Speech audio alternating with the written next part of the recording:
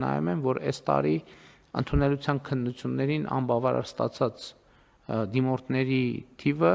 նախորդ տարվա համեմատ էականորեն ավելի մեծ է, սա ահազանգ է, մենք պետք է հասկանանք, ըստ ամենայնի մենք դանդաղում ենք մեր բարեփոխումների ճանապարհին,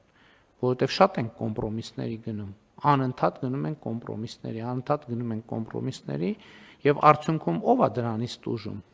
տուժում են երեխաները, որովհետև եթե լավ պետք է առերեսվենք, հա, ասենք ատեստավորման գործընթացը,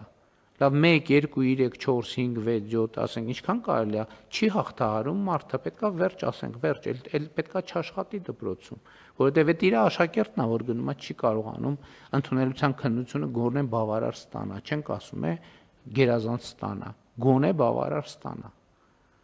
Սրանք խնդիրներ են, էլի եմ ասում, շատ են կոմպրոմիսի գնում, անընդհատ հենց ինչ որ